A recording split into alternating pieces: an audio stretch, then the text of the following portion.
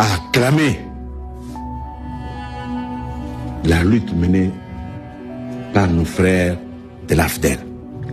Laurent Désiré Kabila, partout où il arrivait, on l'accueillait en libérateur. Libérateur, ça veut dire quoi, justement? C'est qu'il est venu lever l'obstacle qui empêchait ce peuple d'être réellement souverain et libre. Parce que le peuple avait déjà acquis sa liberté, mais il était sous la pression du dictateur qui résistait toujours. Et nos frères d'AFDEL sont venus neutraliser ce dernier obstacle pour permettre à ce peuple d'être totalement libre. Et cette fois-ci, de faire en sorte qu'il puisse suivre les chemins qu'il avait tracés à la conférence pour régir la nation pendant la conférence nationale souveraine. Notre frère Kabila et ses compagnons de lutte viennent de nous rejoindre à Kinshasa il y a 5 jours. Il est arrivé exactement mardi le soir. Mercredi, je me suis senti le devoir d'un bon bantou, d'assurer l'hospitalité bantou à mon frère.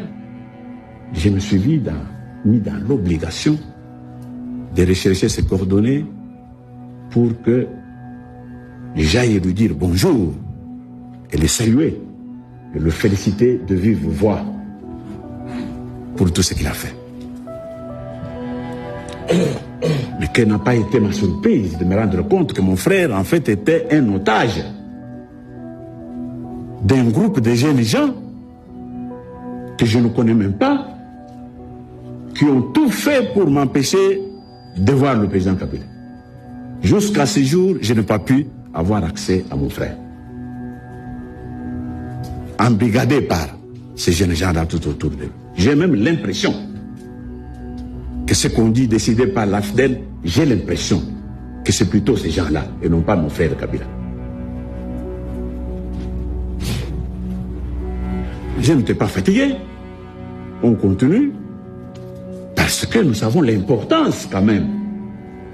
On ne dirige pas un pays comme on dirige sa maison. J'ai cru que mon frère est animé du même souci que moi, qu'une fois que nous nous serons rencontrés, nous allions mettre beaucoup de choses au point.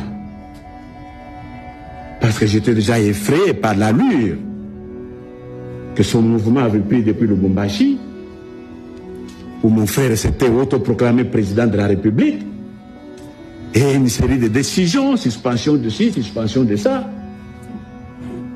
Alors, on a vu bien sûr regarder, maîtriser l'honneur pour dire, bon, comme il va finir par Kinshasa, nous allons quand même un peu nous voir pour mettre les choses au point. Et il doit être évident pour tous que ce peuple qui a consenti tous les sacrifices qu'il vient de vous dire n'est pas prêt, mais pas du tout prêt à subir encore les jougs d'une dictature quelconque d'où qu'elle vienne.